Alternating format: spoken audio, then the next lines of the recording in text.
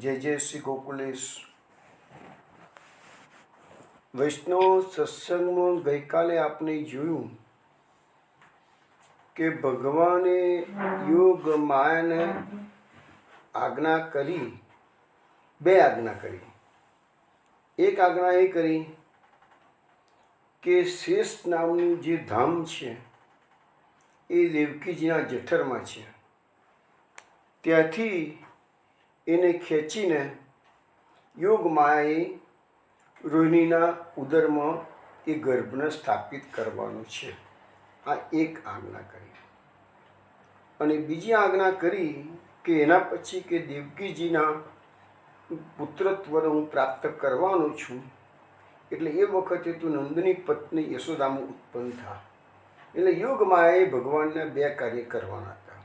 ભગવાને યોગ માયાને જે આજ્ઞા કરી એના પરથી મહાપ્રભુજીએ જે નામ પ્રકટ કર્યું એ માયા જ્ઞાપન કરતા. હવે ગઈકાલે બી આ બધી વસ્તુમાં આપણે કહ્યું હતું કે મહાપ્રભુજીએ કુલ 16 નામ પુરુષોત્તમ સહસ્ત્ર નામમાં આ બીજા દસમ સ્કંદના બીજા અધ્યાયમાંથી પ્રકટ કરે છે. અને ત્રિવિધ નામાવલીની વાત આપણે સાથે કરીએ છીએ તો 5 નામો ત્રિવિધ નામાવલીના આ બીજા અધ્યાયમાંથી, એટલે કે 16 + 5 21 નામો આપણે આ 42 શ્લોકો છે, 42 અને નામો છે 21. હવે જેમ જેમ આપણે શ્લોક આગળ વધતા જઈએ છીએ એમ એમ જે નામો પ્રકટ થયેલા છે એ નામો હું તમને કહેતો જઈશ કે આવી રીતે નામ પ્રકટ કર્યું છે. આ પહેલું વસ્તુ આવી કે માયા જ્ઞાપન કરતા, એટલે ભગવાને માયાને આજ્ઞા કરી. જ્ઞાપન એટલે આજ્ઞા કરવી, આજ્ઞા કરવી અને કરતા એટલે આજ્ઞા કરનાર. ભગવાન તો આ બધા નામો ભગવાનના જ છે, એટલે માયા જ્ઞાપન કરતા નામ આવ્યું. આ બે આજ્ઞા ભગવાને કરી પછી યોગ માયાને સામે ભગવાન બીજી વિશેષ વાત કરતા કે છે અર્ચિષ્યંતિ મનુષ્યાસ્ત્વામ સર્વે કામ વરેશ્વરીમ ધૂપોપહાર બલિવી સર્વે કામ વરપ્રદામ નામધેયાની કુર્વંતી સ્થાનાની ચ નરા ભુવિ દુર્ગેતિ ભદ્રકાલીતિ વિજયા શ્રવણીતિ ચ વૈષ્ણવીતિ ચ કુમુદા કંચંડિકા કૃષ્ણા માધવી કન્યકેતિ ચ માયા નારાયણી શાની શારદિત્ય અંબિકેતિ ચ. ભગવાન આ 3 શ્લોકોમાં યોગ માયાને એવું કહે છે, હે દેવી, તું સર્વ કામનાઓ અને વરદાન આપવાના સામર્થ્યવાળી છે. જો ભગવાનને પણ કામ કરાવવા માટે યોગ માયાને પ્રલોભન આપવું પડે. નો ડાઉટ ભગવાનને તો કોઈ પણ આજ્ઞા કરેલા કામ કરવું જ પડે, એમાં ચાલે જ નહીં. છતાંય ભગવાનની કૃપા છે તો ભગવાન એને સામે પ્રલોભન આપે છે. અને પ્રલોભન ખોટું પ્રલોભન નથી, સત્ય વસ્તુ. એ પણ તમને થોડી સમજાવું છું કે અહીંયા 2 શબ્દો વાપરવામાં આવેલા છે યોગ માયા માટે. સર્વ કામ વરેશ્વરી એટલે બધાની કામનાઓનું વરદાન આપવાની પણ એ ઈશ્વર છે. અને સર્વ કામ વરપ્રદામ એટલે કે બધાની કામનાઓને પૂર્ણ કરવાની વરદાન આપવા માટે આપ પ્રદાન એટલે આપ પ્રદાન કરનારી છે.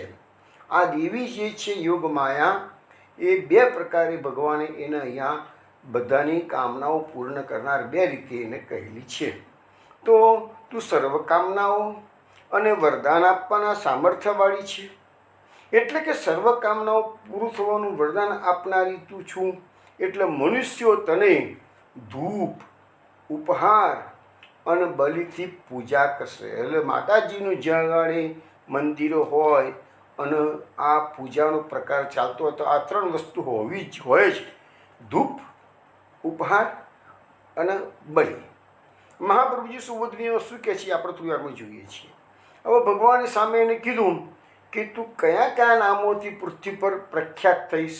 તો ભગવાને યોગ માયાના 14 નામો આપેલા છે અને 14 નામોથી અલગ અલગ મંદિરો તારા ગામે ગામ પ્રગટ થશે.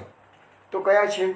દુર્ગા, ભદ્રકાળી, વિજયા, વૈષ્ણવી, કુમુદા, ચંડિકા, કૃષ્ણા, માધવી, કન્યકા, માયા, નારાયણી, ઈશાણી, શારદા અને અંબિકા, આવા 14 નામો ભાગવતમાં યોગમાયાના લખેલા છે.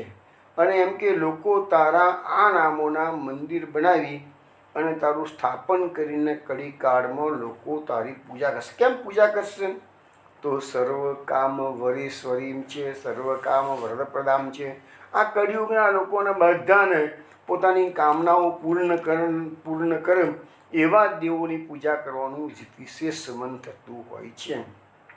અને આજે તમે જુઓ, જ્યાં જ્યાં ગાળે કોઈ માનતા હોય ત્યાં તમે જુઓ તો લાઈનો લાગે છે. એક્ઝામ્પલ તમને આપું તો શિરડીના સાંઈ બાબા છે, તિરુપતિ બાલાજી છે, આપણું આમ ગુજરાતમાં આવેલું અંબાજી છે.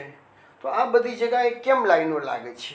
કારણ કે લોકો માને છે. અને એ દીવો પણ એવા છે, એની માનતાને સફળ કરે છે, એની માનતા ફરી જશે, બરાબર છે. તો અહીંયા ભગવાને જ કહ્યું છે ગીતા ભાગવતની અંદર કે એ દેવી તારી માનતા લોકો માનશે, તારા મંદિર બનાવીને તારું સ્થાપન ને પૂજા કરશે, તું સર્વ કામ વરેશ્વરી છે, સર્વ કામ વરપ્રદામ છે, એટલે તું લોકોની કામનાઓને પૂરી કરશે. મહાપ્રભુજી સુબુદ્ધનીજીમાં કહે છે કે યોગમાયા એ નારીના સ્વરૂપમાં છે, એટલે એની સાક્ષાત સેવા કરવામાં આવે તો બાધક ગણાય. એટલે ભગવાનની જેમ શ્રીઅંગની સાક્ષાત સેવા ના થાય, પણ એનું ધૂપ, ઉપહાર અને બલિથી પૂજા થાય. પૂજાના ધૂપ અને ઉપહાર એ દૂરથી થતા હોય છે. અને યોગમાયા એ સ્વપ્રકાશિત હોવાથી દીપક તો તેની ઉપયોગી નથી કે છે, તેથી તે કહ્યું નથી. અહીંયા દીપકની વાત નથી આવતી, એટલા માટે મહાપ્રભુજી કહે છે કે સ્વપ્રકાશિત છે. અને બલિ એટલે પશુનું સમર્પણ, જે આપણે જડ ભરતનું એક એક્ઝામ્પલ જોઈએ છે ને, તેમાં આવે છે ને કે બલિ આપવાનો તો દેવીને, દુર્ગાનો, કાલી માતાનો. તો એ છે. આજે બી તમે કલકત્તામાં જાઓ તો કાલી માતાનું મંદિર છે, ત્યાં આજે પણ બલિ અપાતો હોય છે તગાડી. તો બલિ એટલે પશુઓનું સમર્પણ. પેલા કામનાઓ વગેરે ઉપર યોગમાયાનો અધિકાર કયો હતો, છતાં જો તે કામનાઓ પૂર્ણ ન કરે તો કોઈ એનું ભજન કરે નહીં. માટે ભગવાને એને સર્વ કામનાઓ અને વરદાન છૂટથી આપનારી, એટલે વિદેવીનું વરદાન જલ્દી મળે અને પૂર્ણ પણ જલ્દી થાય. મહાપ્રભુજી વિશેષમાં સમજાવે છે કે મનુષ્ય ભૂમિ ઉપર આપના મંદિર બનાવી પ્રતિમાની સ્થાપના કરશે. એટલે દરેકે દરેક કોઈ પણ લગભગ તમે જુઓ ને તો દરેક ગામની અંદર કૃષ્ણના મંદિર હોય કે ના હોય, પણ લગભગ માતાજીના મંદિરો કે મહાદેવજીના મંદિરો લગભગ બધી જગ્યાએ હોય. તો આ કારણ કે બધાને છે લૌકિક કામનાઓ પુષ્કળ હોય છે. એનું આ પુષ્ટિ માર્ગ છે, એનાથી પરનો માર્ગ છે. આ વસ્તુ વારંવાર સમજાઈ ચૂક્યું છું કે લૌકિક વૈદિક કામનાઓ તમે રાખશો તો પુષ્ટિ માર્ગમાં નહીં ચાલે. આ માર્ગ તો ઋષિ ગોકુલાધીશુ ધૃત સર્વાત્મનારદી તત કિમ પ્રમૃહી લૌકિક વૈદિક કે મહાપ્રભુજીના વાક્ય છે. તો ભગવાનને હૃદયમાં ધારણ કરો, પછી લૌકિક વૈદિકની ચિંતા કરવાની જરૂર શું છે? તમારે શું જરૂર છે કે છે? ને આ બધાની કામનાઓ લૌકિક હોય છે મોટે ભાગે. તો મનુષ્ય ભૂમિ પર આપણા મંદિર બનાવી પ્રતિમાની સ્થાપના કરશે. હવે દુર્ગેતી એને અહીંયા ઇતિ બધામાં ઇતિ કેમ લખ્યું છે? વગેરે વગેરે વગેરે વગેરે 14 નામ આપેલા છે, પણ 14 નામ કરતાં પણ માતાજીના વધારે નામ હોઈ શકે છે, એટલે ઇતિ શબ્દનો પ્રયોગ કરેલો છે. હવે જુદા જુદા સ્થાનમાં તારા જુદા જુદા નામથી મંદિરો બનશે, એટલા માટે પણ ઇતિ શબ્દ વાપરેલો છે. લખ્યું છે અહીંયા દુર્ગાનું મંદિર ક્યાં આવ્યું? તો કાશીમાં આવ્યું. ભદ્રકાલીનું મંદિર ક્યાં આવ્યું? તો ઉજ્જૈનમાં આવ્યું. ચંડિકા દેવીનું મંદિર આસામમાં આવ્યું, કામાખ્યા દેવી. શારદાનું મંદિર ક્યાં આવ્યું? તો ઉત્તર પ્રદેશમાં છે. અંબિકાવનમાં છે. કન્યકાનું કન્યાકુમારીમાં છે. વિજયાનું ઉડીસામાં છે. મહાલક્ષ્મીનું કોલ્હાપુરમાં છે. તો આ રીતે થોડા એક્ઝામ્પલ મહાપુરુષે સુબોધનીજીમાં આપેલા છે. આ પ્રમાણે બીજા સ્થાનો પર બીજા નામોના મંદિરો માતાજીના આજે પણ છે. એ સિવાય તમે એક બીજી વસ્તુ કહું, 51 શક્તિપીઠો જે વાત જુદી છે. આ યોગમાયાના મંદિરો થયા બધા.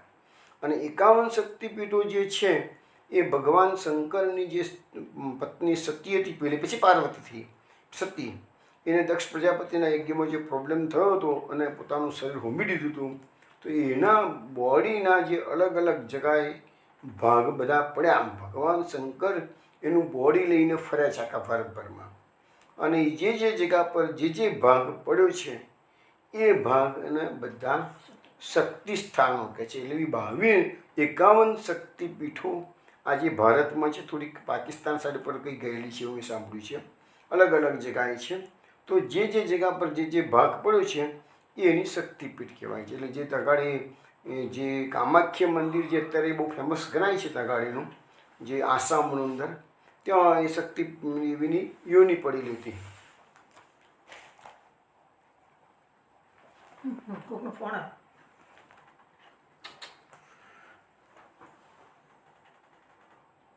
ફરી ચાલુ કર.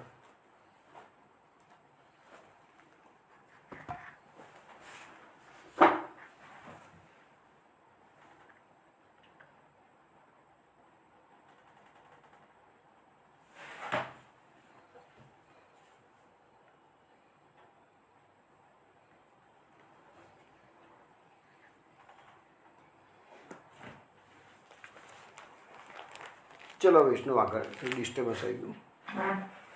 તો એવી રીતે જે કામાખ્યમાં છે એની યોની પડેલી છે તગાડી, એટલે એને કામાખ્યનું મંદિર કહેવામાં આવે છે. એવી રીતે દરેકે દરેક જગ્યાએ અલગ અલગ ભાગો પડેલા છે કે છે.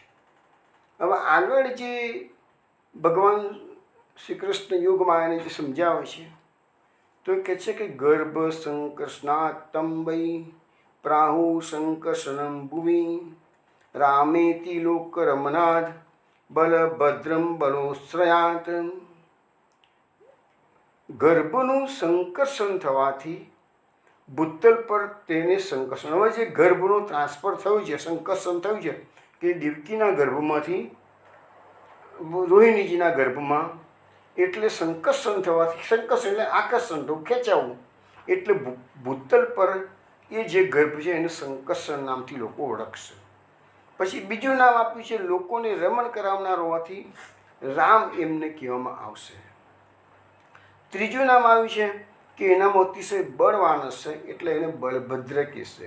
તો આવી રીતે અહીંયા હજી તો બલરામજીનો જન્મ થયો જ નથી અને ભગવાને સ્વયં યોગમાયાને આ ગર્ભના 3 નામો પ્રકટ કરી દીધા. હવે આપણે જ્યારે 10મ સ્કંદની અંદર 8મો અધ્યાય 16મો આપણે અધ્યાય આવશે, 8મો અધ્યાય, તે વખતે નામકરણનો પ્રસંગ આવશે. તો ગર્ગાચાર્યજી આ જ 3 નામો પાછા જ્યારે નામકરણ કરવાનું છે શ્રી કૃષ્ણનું અને બલરામજીનું, ગૌશાળામાં લઈ ગયા છે ગર્ગાચાર્યજી, આવે છે મથુરાથી ગોકુલમાં, તે વખતે ગર્ગાચાર્યજી આ 3 નામો પાછા પ્રકટ કરવા. અત્યારે ભગવાને પોતે સ્વયં બલરામજીને 3 નામો પ્રકટ કર્યા. એ વખતે ગર્ગાચાર્યજી શું કે જોઈએ, અયમી રોહિણી પુત્રો રમયન સુરદો ગુણે આખ્યાસ્તે રામ ઇતિ બલાધિક્યાદ બલમ વિદુ યદુનામ અપૃથક ભાવાત સંકર્ષણમ ઉસંત્યુત. એટલે કે જે પોતાના સંબંધીઓને આનંદિત કરશે તેથી એમનું નામ રામ. આ ગર્ગાચાર્યજી નામ પડે છે. નામ તો રામ પહેલાં પડી ગયેલું છે, ફરીથી આવ્યું નામ. પછી આના બળની કોઈ સીમા, એટલું બધું બળવાન હશે કોઈ સીમા નથી, તેથી એનું નામ બલ. કોઈ કારણથી વિવાદ કરીને જે વિખૂટા પડી ગયેલા યાદવોને એકઠા કરશે. હવે કંસને માર્યા પછી જે યાદવો ભાગીને અલગ અલગ જગ્યાએ છુપાઈ ગયા રહેતા હતા દૂર દૂર પ્રદેશોમાં, એ બધાને એકઠા કરશે કે છે એ આ બલરામ. એટલે બધાને સંકર્ષણ કરીને, આકર્ષણ કરીને ભેગા કરશે, એટલે એનું નામ સંકર્ષણ. એટલે જે 3 નામો તો મૂકેલા છે શ્રી કૃષ્ણ ભગવાને પ્રાકટ્ય પહેલાંના છે, એ 3 નામો ગર્ગાચાર્યજી ફરીથી પ્રકટ કરે છે. હવે કહે છે કે બ્રહ્મવત પુરાણમાં પણ જ્યારે નામકરણ કરવા માટે ગર્ગાચાર્યજી ગયા છે ત્યારે બલરામજીના બધા ઘણા નામો એમને કહેલા છે. આ 3 સિવાયના કયા કયા કીધા છે? તો ગર્ગાચાર્યજી બલરામજીને જોઈને કહે છે કે વેદોમાં કહ્યું છે તેમ આમનો કદી અંત આવતો નથી કે છે, એટલે એનું એક નામ છે અનંત. આ બલરામજીનું હજુ તો નામકરણ તો વાર છે પણ અત્યારથી નામ આપ્યું અનંત. પછી હળ ધારણ કરશે, આ બાળક હળ ધારણ કરશે એટલે એનું નામ પડશે હળધર. પછી નીલ રંગનું વસ્ત્ર પહેરતો હશે આ બાળક, એટલે એનું નામ પાડું સીતી વાસા. પછી મુસળનું પણ આયુધ ધારણ કરશે એટલે એનું એક નામ આવશે મુસલી. પછી રેવતી સાથે વિવાહ કરશે માટે નામ પડશે રેવતી રમન. અને રોહિણીના ગર્ભમાં વાસ કરવાના કારણે એનું એક નામ પડશે રોહિણીયમ. તો આ બધું ગર્ગાચાર્યજીએ ભાગવતમાં પણ નામો પ્રકટ કર્યા છે અને બ્રહ્મવિમત પુરાણમાં પણ પ્રકટ કરેલા છે. હવે અહીંયા જે બલ નામ આપ્યું છે એ બહુ બળવાન છે કે છે. અને આપણે આગળ બધી લીલાઓ જોઈશું દસમ સ્કંદમાં. ઘણા અસુરોને શ્રી કૃષ્ણએ માર્યા છે, ઘણા અસુરોને બલરામજીએ પણ મારેલા છે. એ બધું આપણે એ વખતે વાત કરીશું. આપણે જે કીર્તન ગાઈએ છીએ અપને અપને ટોલ કહત વ્રજવાસે ગોવર્ધન લીલાનું કીર્તન છે ને, તો એની અંદર શું આવે છે કે જૈસે પર્વત ભાત કો ધીંગ ભૈયા બલરામ. આપ જો બલરામજીની ઉપમા કેવી સુરદાસજી આપે છે. અને એ પાછો ભાતનો કોટ કેવો છે, ભયો ભાટ કો કોટ ઓટ ગિરિરાજ छिपाणे. તો તમે વિચાર કરો એ અન્નકૂટ વખતનું. આપણે તો ખાલી આ બધું વાંચીએ છીએ ને એટલે મગજમાં ખાલી કલ્પના જ કરી છે એ દૃશ્ય કેવું હશે. જ્યારે શાશ્વત કલ્પની અંદર અન્નકૂટ લીલા થઈ તે વખતે બધા અસખાની વાણી જ્યારે આપણે અભ્યાસ કરતા હોઈએ તે વખતે આપણી નજર સમક્ષ એ બધું તરવર કે ભાતનો કોટ એટલો મોટો થયો છે કે ગિરિરાજજી પાછળ છુપાઈ ગયા છે. વિચાર કરો તમે કેટલો ભાત કર્યો હશે. અને પાછું કહે છે કે જૈસે પર્વત ભાટ કો ધીંગ ભૈયા બલરામ. આ બલરામજીનું શરીર કેટલું મોટું છે, તો જેવી રીતે ભાતનો કોટ કર્યો છે ને એવું તો બલરામજીનું શરીર છે. એટલે બલરામજી બહુ બળવાન છે એ વાત અહીંયા કરવામાં આવે છે. મહાપ્રભુજી સુબોધનીજીમાં કહે છે કે શેષજીની અવતાર દશામાં પૃથ્વી પર સંકર્ષણ કહેશે, કારણ કે એમના ગર્ભને યોગ માયાએ એમનું સંકર્ષણ કરી ખેંચીને રોહિણીના ઉદરમાં સ્થાપિત કર્યા હતા. હવે વાસ્તવિક રીતે તો સંકર્ષણ 4 મૂર્તિવાળા ભગવાનના બીજા વિષય. એકચ્યુઅલી બીજો અધ્યાય છે કોનો છે, સંકર્ષણીઓનો છે.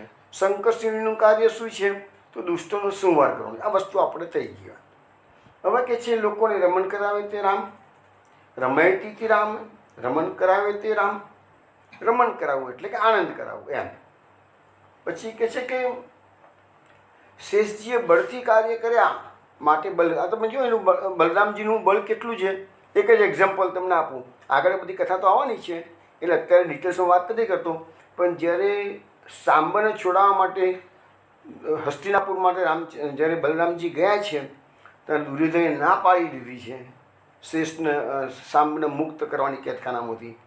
તો બલરામજીને આવ્યો ગુસ્સો, તો પોતાનું હળનું મુસલ લઈને ગયા અને આખી હસ્તિનાપુર નગરી હળથી ખેંચી અને ગંગાજીમાં ડૂબાડવા માટે તૈયાર થઈ ગયા હતા. તો એ કેટલો પ્રતાપ, કેટલું બળ, એટલે નામ પડ્યું છે બલરામ. બલ અને રામ એમાં બંને નામ છે. બળવાન છે માટે બલ અને બધાને આનંદ કરાવવા છે માટે રામ, એટલે બલરામ નામ પડ્યું છે. અહીંયા લખ્યું છે ભાગવતમાં બલભદ્ર શબ્દનો પ્રયોગ કરેલો છે. પછી આગળના શ્લોકમાં કહે છે કે ભગવાને જ્યારે આ પ્રકારે આજ્ઞા કરી ત્યારે યોગમાએ ભગવાનની આજ્ઞા સ્વીકારી. ભગવાનની આજ્ઞા સ્વીકારવી જ પડે, ગમે તેને હોય સ્વીકારવી જ પડે.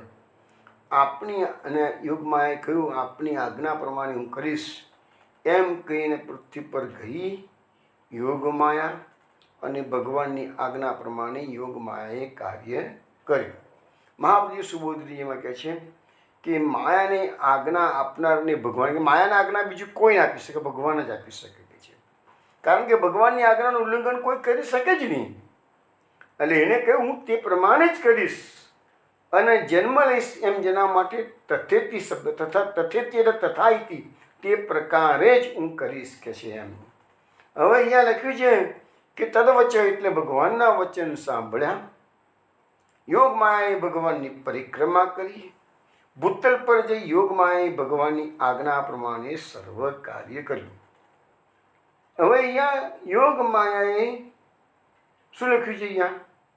ગર્ભે પ્રણીતે દેવક્યા રોહિણીમ યોગ નિદ્રયા અહો વિસ્ત્રંસિતોદર ગર્ભ ઇતિ પૌરા વિચુક્રસુઃ. યોગ માયાએ દેવકીજીનો ગર્ભ લઈ જઈ રોહિણીજીના ગર્ભમાં સ્થાપિત કર્યો અને ત્યારે દેવકીજીને ગર્ભપાત થયો એવું લોકો કહેવા લાગ્યા. હવે અહીંયા આ યોગ માયાને ભગવાને આજ્ઞા કરી અને યોગ માયાએ એ પ્રકારે કાર્ય કર્યું. બલરામજીનું જે સ્થાપન કરવાનું કાર્ય હતું એ યોગ માયાએ પૂર્ણ કર્યું. યોગ માયાનો જે જન્મ લેવાનો છે એ આજ્ઞા કેવી છે? તો શ્રી કૃષ્ણનું પ્રાકટ્ય જાય કારાગૃહમાં થાય ત્યારે યોગ માયાએ યશોદાજીના ત્યાં પ્રકટ થવાનું છે. એટલે હજુ બીજું કાર્ય, એક કાર્ય યોગ માયાએ ભગવાનની એક વાતને પૂર્ણ કરી, બીજી વાત બાકી રાખી છે. હવે અત્યારે 15 શ્લોકો થયા. અત્યાર સુધીમાં બલરામજીનો ગર્ભ દેવકીજીમાંથી ત્યાં ટ્રાન્સફર કર્યો, સંકર્ષણ કર્યું રોહિણીજીમાં. બસ આટલી જ વાત ભાગવતમાં છે. બલરામજીનું પ્રાકટ્ય કેવું થયું, ક્યારે થયું, કેવી રીતે થયું, કેવો ઉત્સવ થયો, એની કોઈ ઇન્ડિકેશન શ્રીમદ ભાગવતમાં કરવામાં આવી નથી. પરંતુ આપણે તો જ્યારે ચરિત્ર લઈને ગુણગાન કરવા જ બેઠા છીએ તો આપણે એ બલરામજીના પ્રાકટ્યની વાત ભલે શ્રીમદ ભાગવતમાં નથી, પરંતુ ગર્ગ સંહિતા, બ્રહ્મવિવર્ત પુરાણ એ બધામાં બલરામજીના પ્રાકટ્યની વાતો કરેલી છે. એ થોડીક વાતો આપણે એકદમ શોર્ટમાં જોઈ લઈએ. ગર્ગ સંહિતામાં લખ્યું છે કે વ્રજમાં રોહિણીજીના ગર્ભમાં સંકર્ષણ પધાર્યા પછી 5 જ મહિના વીતતા જ ભાદરવા સુદી છઠની તિથિ આવી. તે વખતે બુધવારનો દિવસ હતો અને સ્વાતિ નક્ષત્ર હતું અને એ દિવસે અનંતદેવનું પ્રાકટ્ય થયું. હવે આપણા ત્યાં ભાદરવા સુદી છઠ બલરામ જયંતિ તરીકે જાણીતી છે, એની વાત નથી, પણ એનું ભાગવતમાં જે નંદ મહોત્સવ શ્રી કૃષ્ણનો ઉજવાયો છે એવું બલરામજીનો પ્રાકટ્યનો કોઈ ઉત્સવ ભાગવતમાં ઉજવેલો નથી. ગર્ગ સંહિતામાં લખ્યું છે કે બપોરનો સમય હતો, તુલા લગ્ન હતું, 5 ગ્રહો ઉચ્ચ સ્થાનમાં સ્થિત હતા. પ્રાકટ્ય થતાં જ દેવતાઓએ આકાશમાં આવીને પુષ્પવૃષ્ટિ કરી, વાદળોએ ઝરમર ઝરમર અમીછાટના શરૂ કર્યા. પોતાની કાંતિ અનંતદેવ નંદ ભવનને પ્રકાશિત કરી રહ્યા છે. આ બધી ગર્ગ સંહિતાની વાત. હવે નંદરાયજીના ત્યાં પ્રાકટ્ય રોહિણીજીના ગર્ભથી સંકર્ષણનું પ્રાકટ્ય થઈ ગયું. હવે બ્રહ્મવિવર્ત પુરાણ શું કહે છે કે બલદેવજીની પ્રાકટ્ય થયા પછી બલદેવજીની અંગ કાંતિ તપાવેલા સૂર્ય સુવર્ણ સમાન ગૌર હતી. તેમના મુખ પર મંદ હાસ્યની મનોહરતા અને પ્રસન્નતા છવાયેલી હતી. તે બ્રહ્મ તેજથી પ્રકાશિત થઈ રહ્યા હતા. આપના પ્રાકટ્યથી દેવતાઓમાં આનંદ છવાઈ ગયો. સ્વર્ગલોકમાં દુંદુભી, આનક વગેરે દિવ્ય વાજિંત્રો વાગવા લાગ્યા. આનંદ મગ્ન થયેલા દેવતાએ શંખ ધ્વનિ સાથે જય જયકાર કરવા લાગ્યા. નંદરાયજીનું હૃદય પણ હર્ષથી ઉલ્લાસિત થયું. આપે બ્રાહ્મણોને ઘણું ધન દાનમાં આપ્યું. દાયને આવીને નાળ કાપી છે, બાળકને સ્નાન કરાવ્યું છે. ગોપીઓ અદ્ભુત આભૂષણો ધારણ કરીને આવી છે, જય જયકાર કરવા લાગી છે. નંદરાયજી પણ ઘણા આદર સાથે મહાન ઉત્સવ મનાવ્યો છે. યશોદાજીએ ગોપીઓ તથા બ્રાહ્મણોને પ્રસન્નતાપૂર્વક ઘણું ધન દાનમાં આપ્યું છે. હવે ગર્ગ સંહિતા પાછું શું કહે છે આગળ? આ જે ઉત્સવ નંદરાયજીના હતા ઉજવાઈ રહ્યો છે એમાં ભાગ લેવા માટે ઘણા ઋષિ મુનિઓ પણ પધારે છે. કયા કયા? દેવલ, દેવરાત, વશિષ્ઠ, બૃહસ્પતિ, નારદજી, શ્રી કૃષ્ણ, દ્વૈપાયન, વ્યાસ, આ બધા ઋષિઓનું નંદરાયજી અર્ધ પાદ્ય ઉપહાર વગેરેથી પૂજન સન્માન કર્યું છે. પણ વ્યાસજીને નંદરાયજી પૂછે છે કે આ સુંદર બાળક કોણ છે? કારણ કે નંદરાયજીને તો કશી ખબર જ નથી કે આ કોનું પ્રાકટ્ય છે, શું છે કે છે. એટલે વ્યાસજી પધાર્યા છે એટલે વિચાર આ સુંદર બાળક કોણ છે કે છે. એ મહામુનિ, આનો જન્મ 5 જ માસમાં થયો એ કેવી રીતે શક્ય બને કે છે? મને જરા સમજાવો કે છે. તો વ્યાસ મહર્ષિ બોલ્યા છે, હે નંદરાયજી, તમારું અદ્ભુત સૌભાગ્ય છે. આ શિશુના રૂપમાં સાક્ષાત સનાતન દેવ શેષનાગ પધાર્યા છે. પેલા મથુરામાં દેવકીજીના ગર્ભમાં આ શેષનાગનું પ્રાદુર્ભાવ થયો હતો. પછી ભગવાન શ્રી કૃષ્ણની ઈચ્છાથી દેવકીજીના ઉદરમાંથી રોહિણીજીના ગર્ભમાં આગમન થયું. અરે આ યોગીઓને પણ દુર્લભ એવા દર્શન તમોને પ્રત્યક્ષ થઈ રહ્યા છે કે છે, અને અમે તો આ શંકર દેવના દર્શનના લોભથી જ આવ્યા છીએ કે છે. તેથી આપ અમોને તે શિશુરૂપધારી શંકર દેવના દર્શન કરાવો.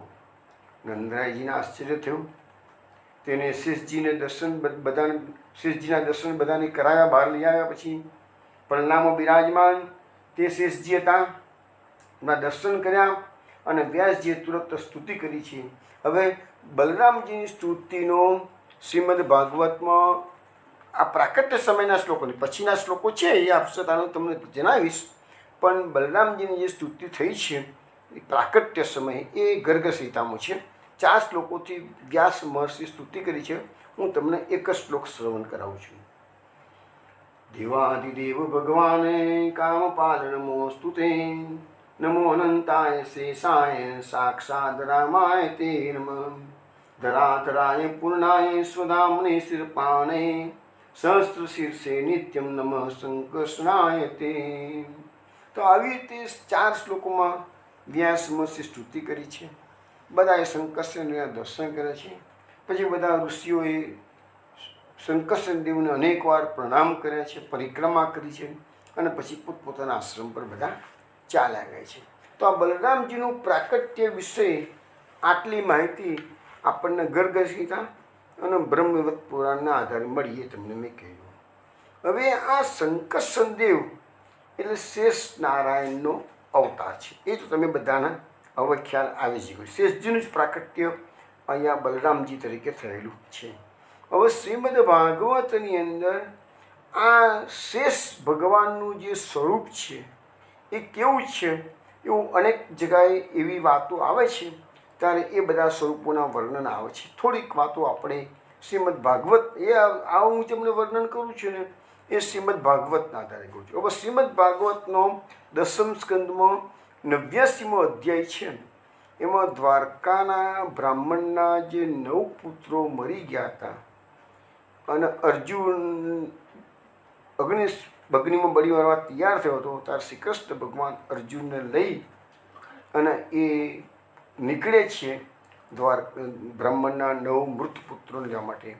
એ ક્યાંથી જાય છે, લોકાલોક પર્વત આવે છે, અંધકારમાંથી પસાર થાય છે. એ બધી બહુ સુંદર વાતો છે. એ વખત જોઈશું. તો એ વખતે ભૂમા ભગવાનની પાસે આ 9 મૃત પુત્રો આવી ગયા હતા. અફાટ જળ રાશિ છે, એમાં ભગવાનનો રથ ચાલી રહ્યો છે, અને એમાં એમને આ શેષ નારાયણના દર્શન થયા છે. એ અદ્ભુત દર્શન છે. એનું વર્ણન જે એક શ્લોકમાં કર્યું છે એ શ્લોક તમને હું શ્રવણ કરાવું છું. તસ્મિન મહાભીમમ અનંતમ અદ્ભુતમ સહસ્તમૂર્ધન્ય ફનામણિ દ્યુભિ વિભ્રાજમાનમ દ્વિગુણોન બલિક્ષણમ સીતાચલાભમ સ્થિતિકંઠ જીવમ. એટલે એનો અર્થ એવો થાય છે કે ભગવાન શ્રી કૃષ્ણ અર્જુને શું જોયું? તો ભગવાન શેષજી વિરાજમાન છે. તેમનું શરીર ભયાનક ભયાનક પણ છે અને અદ્ભુત પણ છે. તેમને સહસ્ત્ર મસ્તક હતા.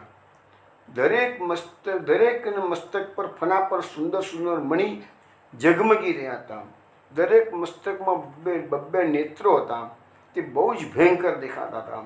પરંતુ તેમનું સંપૂર્ણ શરીર કૈલાસ જેવું શ્વેત વર્ણન હતું. ગળું અને જીભ લીલા રંગના હતા. અને શેષ ભગવાનની સુખમય સૈયા પર પુરુષોત્તમ ભગવાન બિરાજમાન હતા. હવે અહીંયા ભગવાનના માટે જે શબ્દ વાપરો છે એ પુરુષોત્તમોત્તમ. પુરુષોત્તમ તો ખરો જ, પણ અહીંયા તો પુરુષોત્તમમાં પણ પાછા ઉત્તમ, એટલે પુરુષોત્તમોત્તમ એવો શબ્દ ભાગવતમાં વાપરવામાં આવેલો છે. હવે આપણે અક્રૂરજીએ 10મ સ્કંદના 40મા અધ્યાયમાં અક્રૂરજી જ્યારે શ્રી કૃષ્ણ અને બલરામને રથમાં બેસાડી અને ગોકુલથી મથુરા લઈ જાય છે, રસ્તાની અંદર યમુનાજીમાં સ્નાન કરવા માટે અક્રૂર જાય છે. તે વખતે અક્રૂરજીને ભગવાને જળમાં પણ દર્શન આપ્યા અને રથમાં પણ દર્શન આપ્યા છે. અને એ વખતે જે દર્શન અક્રૂરજીને પહેલી ડૂબકીમાં બંને દેખાયા અને બીજી ડૂબકી મારવા ફીરતી ગયા, તે વખતે જુએ છે તો શેષનાગની ગોદીમાં ભગવાન શ્રી કૃષ્ણ પેલા જે બલરામજી છે એ શેષનાગ રૂપે એને દેખાયા, અને જે કૃષ્ણ છે એ તો કડે એને વિષ્ણુ રૂપે જોયા છે. તો શું બતાવે છે? ભૂયસ્ત્રાપી શોદ્રાક્ષિત સ્તુય માનમહેશ્વરમ સિદ્ધચારણ ગંધર્વૈ અસુરૈર્નતકંદરૈ સહસ્ત્ર શીર્ષમ દેવમ સહસ્ત્રફલમૌલિનમ નીલાંબરમ બિસશ્વેતમ શૃંગૈ શ્વેતમીવ સ્થિતમ. એટલે કે ગુજરાતીમાં કહે છે કે સાક્ષાત અનંતદેવ શ્રી શેષજી બિરાજેલા છે. સિદ્ધો, ચારણો, ગંધર્વો, અસુરો પોતાના મસ્તક નમાવી તેમની સ્તુતિ કરી રહ્યા છે. શેષજીના 1000 ફણાઓ રૂપી મસ્તકો છે અને પ્રત્યેક ફણા પર મુગટ ધારણ કરેલું છે. કમલનાળ જેવા ઉજ્જવળ શરીર પર નીલાંબર ધારણ કરવાથી જાણે હજારો શિખરવાળા શ્વેતગીરી કૈલાસ જેવા એ શેષજી શોભતા હતા. પછી હજુ એક બીજું વર્ણન આવે છે કે છઠ્ઠા સ્કંદમાં 16મા અધ્યાયમાં ચિત્રકેતુનું આખું આખ્યાન આવશે. બહુ વૃત્રાસુરની જે વાત આવે છે ને એ જ ચિત્રકેતુનો બીજો જન્મ એ વૃત્રાસુર છે. તો ચિત્રકેતુનો એકનો એક છોકરો જ્યારે મરી ગયો ત્યારે બહુ શોકમગ્ન દશામાં હતા. એ વખતે નારદ ઋષિ અને અંગિરા ઋષિ એને સમજાવવા માટે આવે છે. એ વખતે ચિત્રકેતુના મંત્રોપનિષદનો ઉપદેશ કરેલો છે. એમાં માત્ર 8 શ્લોકો છે.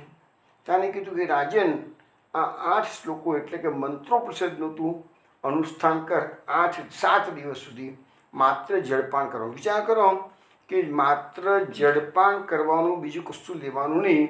અને આ શ્લોકો 8 શ્લોકો છે અને 8 શ્લોકોનું તારે અનુષ્ઠાન 7 દિવસ સુધી કરવાનું છે. 7 દિવસની અંદર આ અનુષ્ઠાન જેવું પૂરું થયું ત્યાં આનંદ ભગવાન એટલે કે શંકર દેવ પ્રસન્ન થઈ ગયા 7 જ દિવસમાં, અને એને અનેક સિદ્ધિઓ આપી છે. એક વિમાન આપ્યું છે કે તું આખા વિશ્વમાં જ્યાં બ્રહ્માંડમાં જ્યાં જીવો ત્યાં જઈ શકીશ કે જ્યાં મહેનત 7 દિવસની, અને પરિણામ કેટલું ઉત્તમ પરિણામ.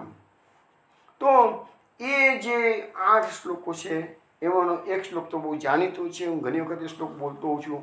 ઓમ નમસ્તુભ્યમ ભગવતે વાસુદેવાય ધીમહિ પ્રદ્યુમ્નાય નિરુદ્ધાય નમઃ સંકર્ષણાય છે. જે દાસીપુત્ર નારદજીને ચાતુર્માસ કરવાના સંતજનોએ જે ઉપદેશ કરેલો હતો એવો જ શ્લોક છે. પેલામાં ફક્ત એટલું કહે છે નમો ભગવતે તુભ્યમ લખ્યું છે, બાકી બધું સરખું છે. જ્યારે અહીંયા ઓમ નમસ્તુભ્યમ ભગવતે પેલામાં નામો, બાકી 4 વ્યૂ ભગવાનના છે. એ ત્યાં બી વર્ણન છે, અહીં પણ વર્ણન છે, અને શ્રીમદ ભાગવતમાં આ વર્ણન અનેક જગ્યાએ છે. આ 4 ચતુર્વ્યુહનું. હવે એ વખતે ચિત્રકેતુ પર આ શંકરદેવ પસંદ થયા છે અને જે દર્શન થયા છે અને એનું વર્ણન ચિત્રકેતુએ કર્યું છે એ તમને સમજાવું છું. મૃણાલગૌરમ શિતિવાસમ સ્ફુરત કિરીટ કેયુર કટિત કંકણમ પ્રસન્ન વક્ત્રારુણ લોચનમૃતમ દદશ સિદ્ધેશ્વર મંડલે પ્રભુમ. એટલે કે ભગવાન શેષજી સિદ્ધેશ્વરના મંડળમાં બિરાજમાન છે. તેમનું શરીર કમળનાભ જેવું ગૌર વર્ણ છે. તેમના પર નીલવર્ણનું વસ્ત્ર ફરી રહ્યું છે. મસ્તક પર મુગટ, બાહુઓમાં બાજુબંધ, કવરમાં કંડરો અને શિરસ્ત્રના કાંડાઓમાં કડા વગેરે આભૂષણો ચમકી રહ્યા છે. આંખોમાં લાલાશ છે અને મુખ પર પ્રસન્નતા છવાયેલી છે. તો આ શંકરદેવનું પ્રાકટ્ય હવે થવાનું છે, પણ ભાગવતમાં એના વિશે કોઈ ઉલ્લેખ નથી. પણ આપણે તો પુરાણોના આધારે એમનું પ્રાકટ્ય પણ જોઈ લીધું અને ભાગવતના આધારે એમના સ્વરૂપનું પણ આપણે સુંદર રીતે વર્ણન બધાએ શ્રવણ કર્યું. હવે એક બીજી વાત છે કે આ રોહિણીજીના ત્યાં પ્રાકટ્ય થયું છે. તો એ રોહિણીજી કોણ હતા એની પાછી બ્રહ્મ વૈવર્ત પુરાણની અંદર એક નાનકડી કથા કહું છું. એમાં એવું કહે છે કે ચાક્ષુષ મન્વંતરના પ્રારંભમાં દક્ષ પ્રજાપતિએ પોતાની 11 કન્યાઓ મહર્ષિ કશ્યપને પરણાવેલી, અને એમાં એક કદ્રુ પણ હતી, અને એ જ કદ્રુ એ જ આ રોહિણીનો અવતાર. આ કદ્રુ છે એ કોણ છે? તો કદ્રુથી કરોડો કરોડો મહાસર્પોનો જન્મ આ કદ્રુએ આપેલો છે. એટલે કશ્યપની પત્ની કદ્રુએ અનેક સર્પોનો જન્મ આપ્યો છે. અને એમાં શેષનાગ પણ આવી જાય અને કાલિય નાગ પણ આવી જાય. એટલે આ કાલિય નાગની વાત તો આપણે કાલી મર્દન લીલા જોઈશું તે પૂછીશું. કાલિય મર્દનમાં એને 101 માથા છે, કોઈ જગ્યાએ 100 લખ્યું, કોઈ જગ્યાએ 101 લખાય છે. અને શેષનાગના સહસ્ત્ર મસ્તક છે. શેષનાગમાં એટલે શેષનાગના કાલીનાગ બંને ભાઈઓ છે. એટલે ભગવાને જ્યારે કાલીનાગનું મર્દન કર્યું ને એ દાડે બલરામજીને લઈ ગયા હતા નહીં. તો આ શેષનાગની માતાનું નામ કદ્રુ છે. અને એ જ કદ્રુનો બીજો અવતાર છે એ આ રોહિણીજી છે. હવે એ કેમ થયું એનું કારણ આપ્યું છે. એક સમયે દેવ માતા અદિતિ એટલે આ કશ્યપની પત્ની, કશ્યપના 11 પત્નીઓ હતી, એમાંની એક અદિતિ. તો પોતાના પતિ કશ્યપને મળવા આ અદિતિ માતા પોતાનો પતિ કશ્યપજીને મળવા માટે આતુર હતી. પણ એ વખતે કશ્યપજી સર્પોની માતા કદ્રુની પાસે હતા. એટલે કશ્યપજી અદિતિ પાસે ટાઈમસર આવી શકેલા નહીં. એટલે આવવામાં વિલંબ થયો. તેથી અદિતિને ઘણું દુઃખ થયું. ને જ્યારે એને ખબર પડી કે કદ્રુએ એને રોકી દીધા છે એટલે એને શાપ આપ્યો કે કદ્રુ હવે દેવલોક છોડી અને મૃત્યુલોકમાં માનવ યોનિ પ્રાપ્ત કરશે કે છે. અને આ સાંભળ્યું કદ્રુએ કે અદિતિએ મને શાપ આપ્યો છે. એટલે કદ્રુએ પણ શાપ આપી દીધો કે અદિતિ પણ મર્તલોકમાં માનવ યોનિ પ્રાપ્ત કરશે. આમ કશ્યપજીને ખબર પડી કે પોતાની બંને પત્નીઓએ એકબીજાને શાપ આપ્યો છે. એટલે કશ્યપજીએ બંને પત્નીઓને સાંત્વના આપી કે તમે બંને તમારા બંનેની સાથે મર્તલોકમાં હું પણ આવીશ. અને ત્યારે શ્રીહરિ તમારા ત્યાં જન્મ ધારણ કરશે, બંનેના ત્યાં. એટલે ભગવાન શ્રી કૃષ્ણ છે અદિતિ એ દેવકી બનશે ત્યારે જન્મ ભગવાન શ્રી કૃષ્ણ લેશે. અને કદ્રુ છે એ રોહિણી બનશે ત્યારે બલરામજી ભગવાન તો જન્મ લેશે. તો આ એક નાનકડી વાત બ્રહ્મવત પુરાણમાં સમજાવવામાં આવેલી છે. એ મેં આપણને શ્રવણ કરાવ્યું છે. એટલે રોહિણીજીનો અવતાર કેવી રીતે થયો એ સમજાયું, બલરામજીનું સ્વરૂપ કેવું છે એ સમજાયું, બલરામજીનું પ્રાકટ્ય થયું તે વખતે કેવા યોગ હતા અને કેવો આનંદ કર્યો છે ગોકુળમાં બધાએ, એની બધી વાતો થઈ ગઈ. હવે આપણે કૃષ્ણ જન્મ પર પ્રયાણ કરી રહ્યા છીએ. તો હવે લખે છે કે હવે આપણે બલરામજીની વાત જે ગર્ભનું સંકર્ષણ કરીને તો પહોંચાડી દીધો છે એ વાત પૂરી થઈ ગઈ. પ્રાકટ્યની વાત ભાગવતમાં નથી, આપણે કરી લીધી છે. હવે આપણે શ્રી કૃષ્ણનું પ્રાકટ્ય કેવી રીતે થયું છે ધીરે ધીરે આપણે એના પર જઈ રહ્યા છીએ.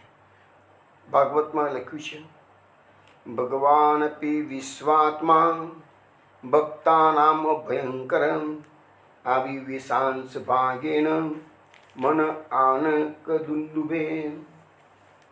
હવે જે એક નામ આવે છે આવિષ્ટ વસુદેવાંશુ, એ અહીંથી આવ્યું છે કે વસુદેવમાં ભગવાનનો અંશનું આવિષ્ટ થયું. એટલે કે ભગવાનનો અંશ વસુદેવજીમાં પધાર્યો, વસુદેવજીના મનમાં પધારે છે.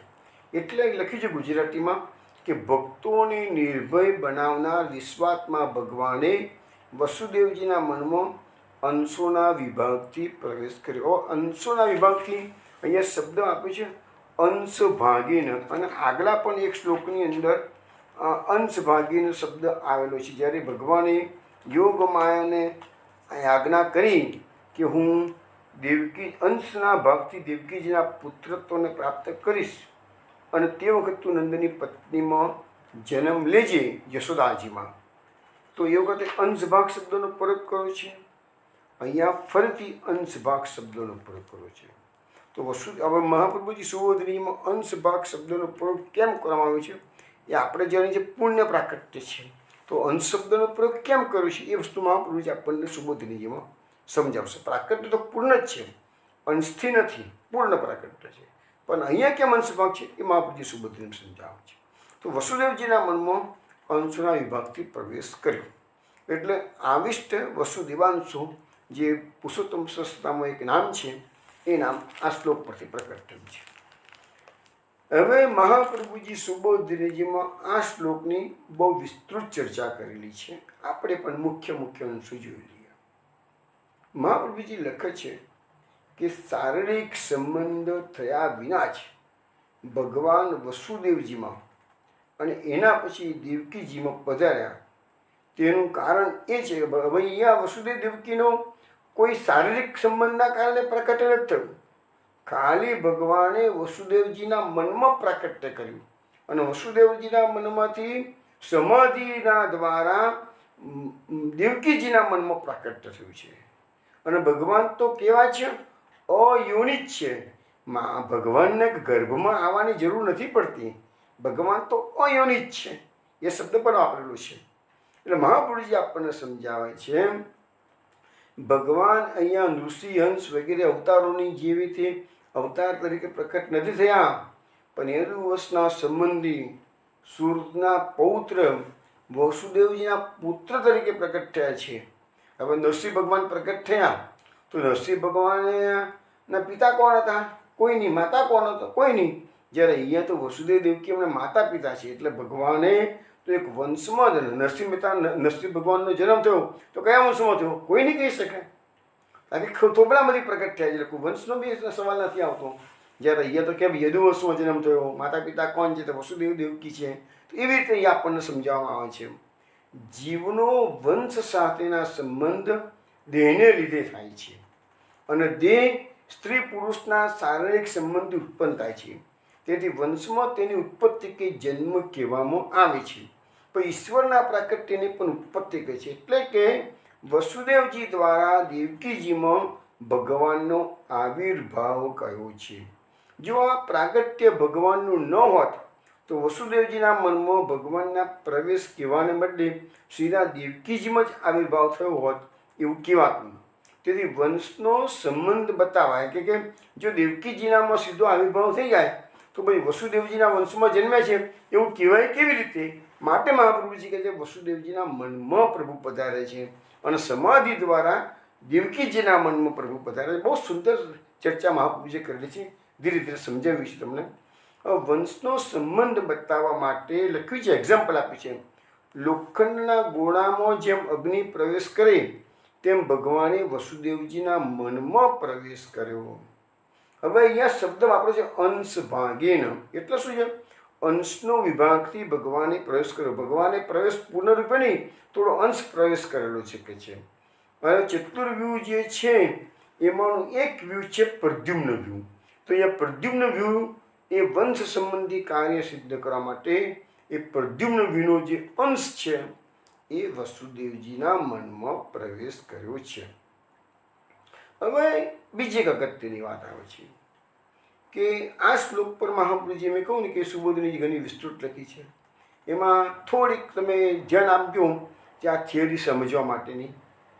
તો આપણા આ મહાપ્રભુજીનો એંગલ છે જે તમને ભાગવતમાં તો નથી જ, પરંતુ અન્ય કોઈ પુસ્તકોમાં પણ આ એંગલ જોવાની વડે મહાપ્રભુજી સમજાવે. જો મહાપ્રભુજી ભગવાનના પ્રાગટ્યનું ગૂઢ રહસ્ય પ્રકટ કરતા આજ્ઞા કરે છે કે પુરુષોત્તમ ભગવાનનું પ્રાકટ્ય તો નંદ ભવનમાં માયાની સાથે જ થયું છે. આપણે બધા કહીએ કે મથુરાના કારાગૃહમાં થયું છે, તો મહાપ્રભુજી કહે છે ના, પુરુષોત્તમનું પ્રાકટ્ય, વાસુદેવનું પ્રાકટ્ય, યશોદાજીના ગર્ભમાં માયા જન્મી તો ત્યાં જ પુરુષોત્તમનું પ્રાકટ્ય નંદ ભવનમાં થયું. જો વૈષ્ણવો ધ્યાન રાખી સાંભળજો, નંદ ભવનમાં શ્રી કૃષ્ણનું પ્રાકટ્ય થયું છે, પુરુષોત્તમનું પ્રાકટ્ય થયું છે.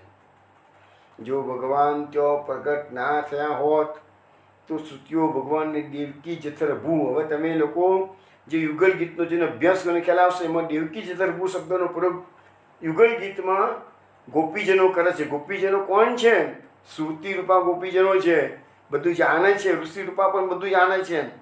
એટલે એને દેવકી જથરભૂ શબ્દનો પ્રયોગ કર્યો છે કે દેવકી જ્યાં જથરમાંથી પ્રગટ થયેલા તે જ પ્રમાણે શ્રુતિ રૂપા ગોપીઓએ કહ્યું છે ભગવાનને કે તવ સુત, યશોદાજીને કહે છે તવ સુત સતી યદાધર બિંબે, એવા શબ્દો વાપરેલા છે કે તવ સુત એટલે તમારો પુત્ર. હવે જો યશોદાજીના તો જન્મ ના થયો હોય અને દેવકીજીના તો જન્મ થયો હોય તો તવ સુત યશોદાજીને શુક્રા કે તમારો પુત્ર. આ મહાપ્રભુજીની દલીલો છે બધી. યશોદાજીને એવું ગોપિકાઓ કહેત નહીં જો પુરુષોત્તમનું પ્રાકટ્ય નંદ ભવનમાં ના થયું હોત તો ના કહેત. બરાબર છે. પછી બીજું દલીલ કરે છે જો ભગવાનનું પ્રાકટ્ય યશોદાજીના ઘેરે થયું ન હોત તો સુખદેવજી તન માત્ર શબ્દનો પ્રયોગ કર્યો છે, એટલે એમની બે માતાઓ એ વિધાન પછી સુખદેવજી ખોટું બોલે જ ને કોઈ સંજોગોમાં, તો સુખદેવજીએ તન માત્ર એટલે કે બે માતાઓ એવો શબ્દનો પ્રયોગ કર્યો છે. ચોથું કે ચોથા અધ્યાયમાં માયાના જન્મના નિરૂપણથી નંદ ભવનમાં ભગવાનની ઉત્પત્તિ કહેલી છે. માયાના કારણે જ ભગવાન મનુષ્યના રૂપમાં દેખાય છે. એટલે ભગવાન અત્યારે મનુષ્યના રૂપમાં દેખાય છે કારણ યોગ માયા. અને ઉત્પત્તિ થયા પછી 5મા અધ્યાયમાં જે નંદ મહોત્સવનું વર્ણન સુખદેવજી કરી રહ્યા છે ત્યારે એમાં જે શબ્દો વાપરે છે કે શું? નંદ સ્વાત્મજ ઉત્પન્ને જાતા લાદો મામના. તો નંદ સ્વાત્મજ, નંદ શું? આત્મજ ઉત્પન્ને, નંદજીનો આત્મજ એટલે પુત્ર.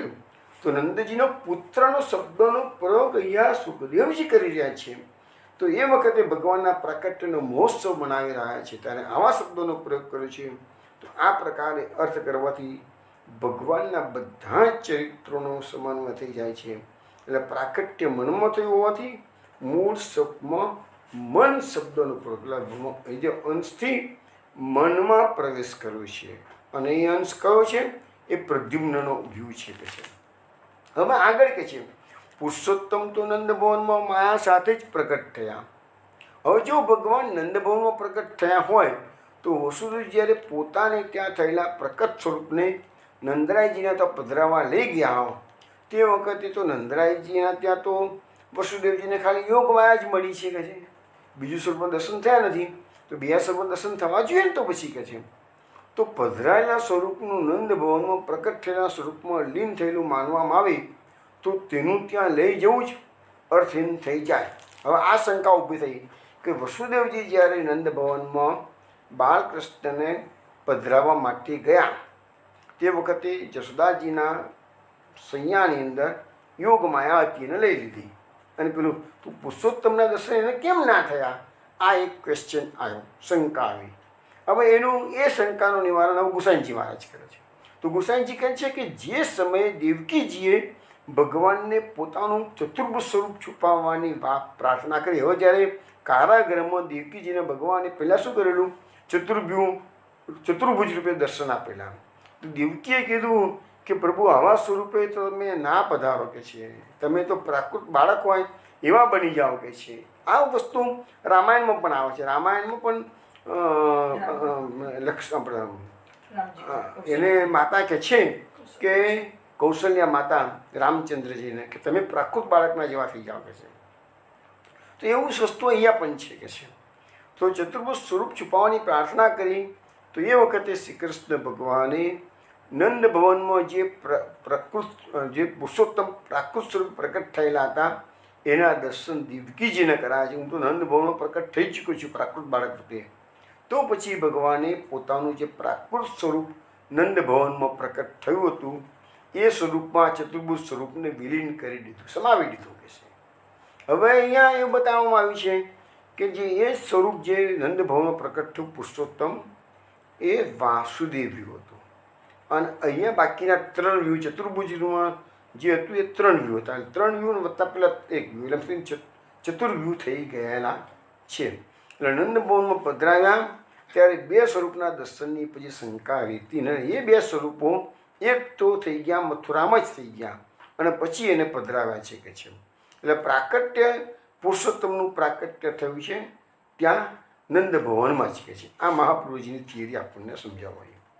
હવે નંદરાયજીના ત્યાં વંશ સંબંધી લીલા કરવાની ન હોવાથી ત્યાં વ્યૂહરૂપથી પ્રવેશ કરવાની આવશ્યકતા હતી નહીં. ભગવાનના નંદરાયજીને ત્યાં એને વંશ વધારવાનો નથી ને, વંશ વધારવાનો છે પાછો મથુરામાં દ્વારકામાં. એટલે ત્યાં એમને વંશ સંબંધી લીલા જે પ્રદ્યુમ્ન વ્યૂહ છે એની લીલા એમને ત્યાં કરી નથી. અને પ્રદ્યુમ્ન વ્યૂહનો અંશ છે એ વસુદેવજીના મનમાંથી પ્રવેશ કરાયો છે.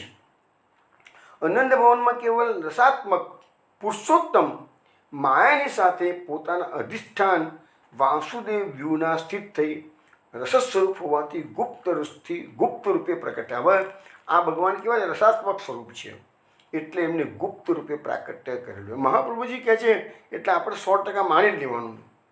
અને એને જ મહાપ્રભુજીએ સુબોધનીમાં પુરુષોત્તમસ્તુ નંદગૃહે એવા માયા સહજાતમ એવા શબ્દો મહાપુરુષે સુબોધનીજીમાં વાપરેલા છે.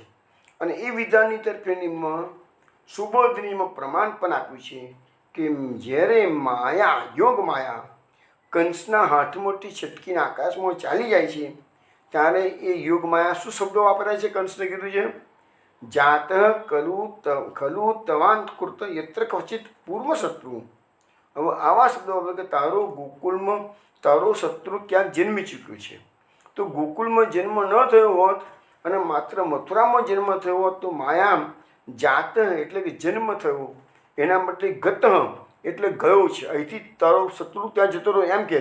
પણ એને શું કીધું માયાએ કંસને કે તારો શત્રુ ક્યાંક જન્મી ચૂક્યો છે, અહીંથી ગયો છે એમ નથી કીધા, જન્મી ચૂક્યો છે. એટલે બી ગોકુળમાં પુરુષોત્તમનો જન્મ કે આવિર્ભાવ થયો છે એ વસ્તુ મહાપ્રભુજી આ શ્લોકના આધારે પણ આપણને સાબિત કરીને આપે છે કે છે. અને ગત શબ્દ એટલો અર્થ થાય ગયો, અહીંથી ગયો નથી તો જન્મ્યો છે કે છે. મથુરામાં જ માત્ર જન્મ થયો હોત તો માયા અહીંથી બીજે ગયા એમ કહેત. પણ માયા એમ ન કહેતો, જાત એટલે જન્મ્યો, પ્રગટ થયા એમ કીધું છે. આથી સાબિત થાય છે કે ભગવાનનું પ્રાકટ્ય ગોકુળમાં પણ થયું છે માયાના કહેવાથી. માયાના કહેવાના આધારે મહાપ્રભુજી આ બધી દલીલો જે આપણને સમજાવીને એના આધારે મહાપ્રભુજી આપણને પુરવાર કરે છે કે પુરુષોત્તમનું જે વાસુદેવ વ્યૂ છે એનું પ્રાકટ્ય નંદ ભવનમાં થયેલું છે અને બાકીના જે વ્યૂ છે એ મથુરાના કારાગૃહમાં પ્રકટ કર્યા છે અને બંને વ્યૂ 4 વ્યૂ ભેગા થઈ ગયા છે એમ. હવે આપણે આગળ હવે અત્યારે વાત કેટલી આવી છે કે વસુદેવજીના મનમાં શ્રી કૃષ્ણ અંશ રૂપે પધારે છે. આગળ જોઈએ. સ બિભ્રત પૌરુષમ ધામ વિરાજમાનો યથા રવિ દુરાસદોતિ દુર્ઘર્ષો ભૂતાનામ સંબભુવ. એટલે એમ કહે છે કે ભગવાનનું તેજ ધારણ કરવાથી વસુદેવજી સૂર્યની સમાન પ્રકાશમાન થઈ ગયા. એટલે હવે કોઈ એમની પાસે જઈ શક્ય નહીં, એમાં એ દુર્ઘર્ષ અજય થઈ ગયા. હવે વસુદેવજીના મનમાં જો ધ્યાન રાખજો શ્યામ તો વિષ્ણુ, વસુદેવજીના મનમાં શ્રી કૃષ્ણનો પ્રવેશ થયેલો છે. એટલે એના કારણે શ્રી કૃષ્ણનું તેજ જે હતું એ વસુદેવજીએ ધારણ કર્યું. વસુદેવજી અત્યારે કેવા સૂર્યના જેવા પ્રકાશમાન થયા છે. અને એ પ્રકાશ કેવો છે કે એટલો પ્રકાશ છે કે કોઈ વસુદેવજીની પાસે જવાની હિંમત કરી શકે નહીં. મહાપ્રભુજી જે નામો બધા પ્રકટ કર્યા છે એમાં અહીંયા કયું નામ આવ્યું? પૂર્ણ તેજોમય. વસુદેવજી કેવા છે? પૂર્ણ તેજોમય. પણ વસુદેવજી પૂર્ણ તેજોમય કેમ થયા છે? તો ભગવાનના પધારવાથી એટલે ભગવાનનું નામ આવ્યું પૂર્ણ તેજોમય. વસુદેવજી સુબોધિનીમાં મહાપ્રભુજી કહે છે વસુદેવજી સ્વયં પોતાની કાંતિથી પ્રભાવશાળી તો હતા જ, પણ હવે એમાં પાછું ભગવાનનો તેજ પ્રવેશ થયો એટલે એ વસુદેવજી વધારે પ્રભાવશાળી દેખાવા લાગ્યા અને તેઓ વધારે તેજસ્વી થયા. હવે લખે છે કે ભગવાનનો પ્રવેશ થયો એટલે કે વસુદેવનો પ્રભાવ એવો થયો કે એમને કંસ વગેરેનો ભય છે. તમને ખબર પડી કે આટલો મોટો પ્રકાશ છે એટલે કંસની હિંમત જ નથી નજીકમાં આવવાની. તો એટલા માટે એમને શબ્દ વાપર્યો છે ભાગવતમાં દુરાસદો. કોઈ પણ એમની નજીક જેવા કે આક્રમણ કરવા માટે સમર્થ હોય જ નહીં કે એવા પ્રકાશ થઈ ગયો તો કોઈ નજીક જવાની હિંમત કરે નહીં. એટલે એમના દુઃખની નિવૃત્તિ થઈ ગઈ. હવે કહે છે કે ભૂતાનામ એટલે બધા પ્રાણીઓ અથવા રાક્ષસો વગેરે દુષ્ટ પ્રાણીઓ વસુદેવજી એવા પ્રભાવવાળા થઈ ગયા કે કોઈ એમની નજીકમાં એની પરીક્ષા કરવા કે હુમલો કરવા પણ એની પાસે શક્તિમાન કોઈ જઈને શક્તિમાન થયું નહીં. તો અહીંયા આપણને વસુદેવજીનો ભગવાનના પ્રવેશવાથી જે સ્વરૂપ બદલાઈ ગયું અને પ્રકાશમાન થઈ ગયું, સૂર્ય જેવું પ્રકાશમાન, એની વાત કરી. હવે એના પછીના શ્લોકમાં કહેવામાં આવે છે કે પછી વિશ્વના મંગલકારી બધાના આત્મ સ્વરૂપ અને જેમને સુરસેનના પુત્ર વસુદેવે બહુ સારી રીતે સ્થાપિત કર્યા. ભગવાનને સુરસેનના પુત્ર એટલે સૌરી, અહીંયા સુરસુતેન શબ્દ આપણે, સુરસુતેન એટલે સુરસેનના પુત્ર એ વસુદેવે ભગવાનને ધારણ કર્યા. કેવા ભગવાનને ધારણ કર્યા છે? વિશ્વના મંગલકારી અને બધાના આત્મ સ્વરૂપ.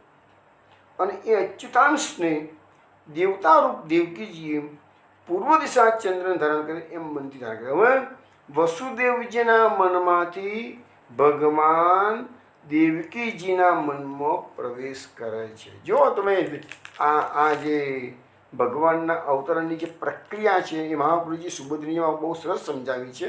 ભાગવતમાં તો ખાલી શ્લોક લખ્યો હોય, એમાં પૂરું ક્લિયર ના લખ્યું હોય, તો મહાપ્રભુજી સુભદ્રીજીમાં બહુ સારી રીતે એને ક્લિયર કરે છે. સુભદ્રીજી કહે છે પોતાનામાં પ્રવેશેલા ભગવત તેજને વસુદેવજીએ પોતાનામાં સ્થાપન કરવું યોગ્ય હતું, તો પણ સર્વ લોકોની રક્ષા માટે વસુદેવજીએ તે તેજને પોતાના મનમાં જે તેજ પ્રગટ થયું એ તેજને દેવકીજીમાં સ્થાપન કર્યું. હવે એના માટે શબ્દ મૂક્યો જગન મંગલમ. જગન મંગલમ એટલે વિશ્વનું મંગલ કરનાર જે પ્રભુ છે એ દેવકીજીના મનમાં પ્રવેશ કરે છે. હવે અહીંયા લખ્યું છે મહાપ્રભુ સુભદ્રીજીમાં આવી રીતે ભગવાનનું વૈકુંઠમાંથી પધારવું. પહેલાં જો ભગવાનનું એક સ્ટેપ, ભગવાન વૈકુંઠમાંથી પધાર્યા. બીજું સ્ટેપ, વસુદેવજીના મનમાં આવ્યા. ત્રીજું સ્ટેપ, ત્યાંથી દેવકીજીમાં સ્થિતિ કરવી. ચોથું સ્ટેપ, અને દેવકીજીમાંથી પ્રગટ થવું. આ બધી પ્રક્રિયામાં ભગવાનનું સ્વરૂપ બદલાઈ ગયું નથી કે એમાં કોઈ ઘટાડો વધારો થયો નથી. તો એ મહાપ્રભુજી શાના આધારે કહે છે? તો લખ્યું છે કે અચ્યુતાંશ શબ્દ મૂકેલો છે. અચ્યુતનો, અચ્યુત એટલે ચ્યુત એટલે કે ઓછું ન થતું. ભગવાનનો શબ્દ અહીંયા ભગવાનના અનેક અનેક નામો છે. તો અનેક અનેક નામોમાંથી વ્યાસ મહર્ષિએ અમુક અમુક નામો અમુક અમુક સમય ક્યાં મૂક્યા છે એ પણ મહાપ્રભુજી સુબોધનીજીમાં જણાવે છે. અચ્યુતાંશ એટલે અચ્યુતનો અંશ. અચ્યુત એટલે કે જે વધઘટ થતું નથી તેવું, ચ્યુત થાય નહીં તે, પોતાનાથી હટી જ્યાં જાય તે. તો એ શબ્દનો અહીંયા પ્રયોગ કરેલો છે. એટલા મહાપ્રભુજી કહે છે એવું નહીં, એવું જ સ્વરૂપ દેવકીજીમાંથી પ્રકટ થયેલું છે.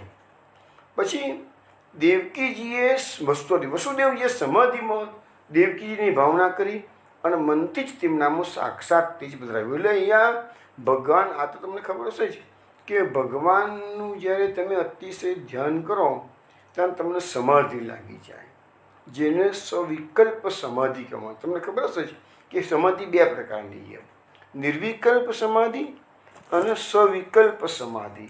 નિર્વિકલ્પ સમાધિ જે યોગી લોકો કરે છે એ નિર્વિકલ્પ સમાધિ કહેવાય, અને જે ભક્તજનો જે સમાધિમાં અનુભવ કરે છે એ સવિકલ્પ સમાધિ.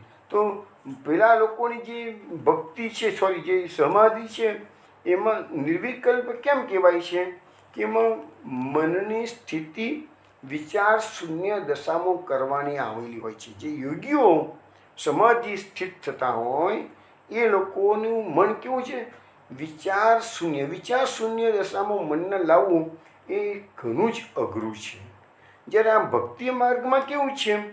એ વિચાર શૂન્ય મગજ નથી કરવાનું, પણ મનને કૃષ્ણથી આવેશિત કરી દેવાનું છે.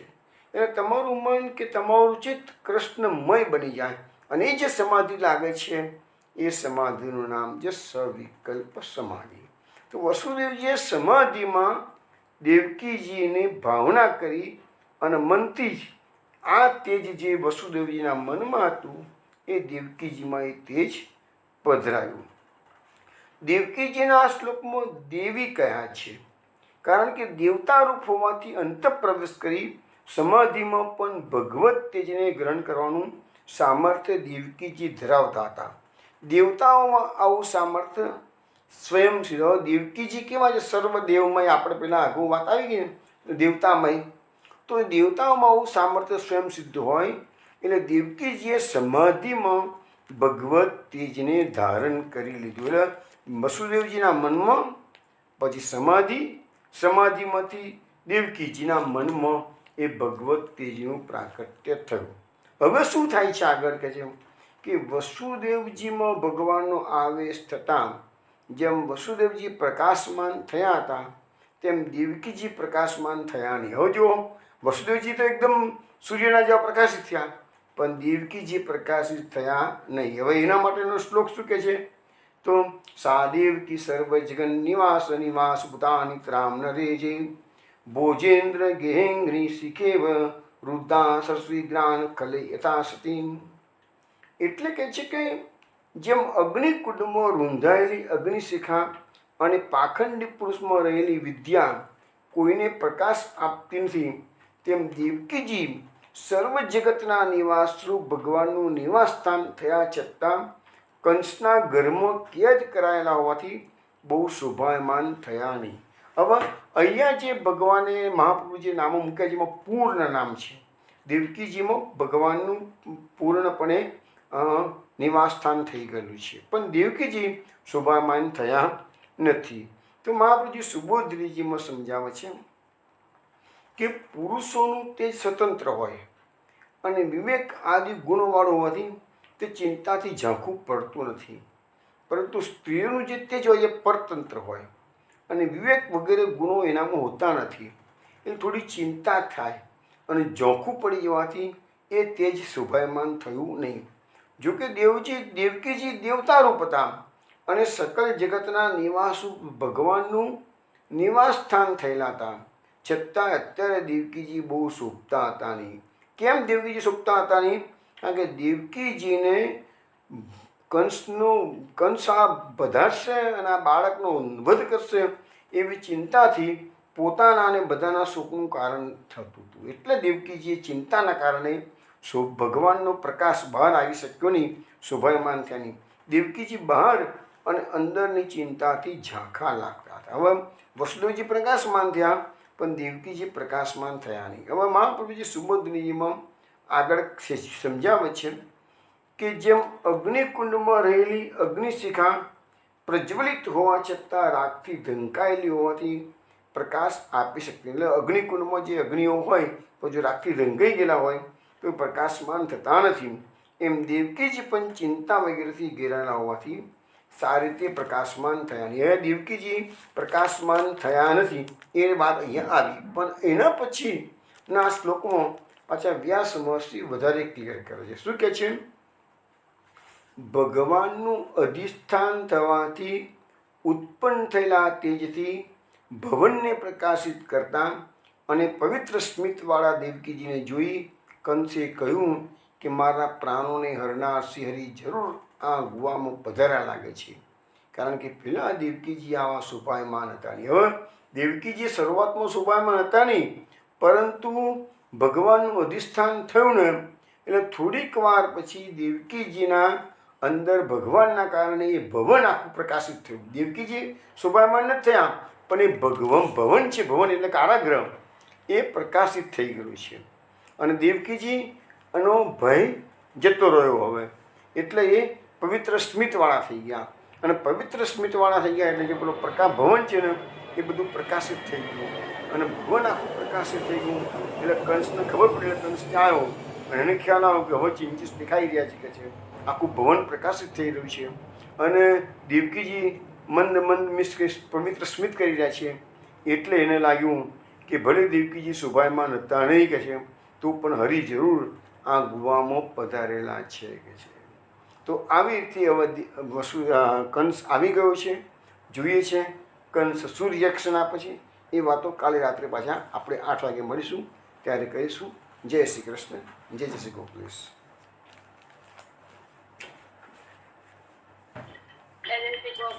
જય જય શ્રી ગોપલેશ, જય જય શ્રી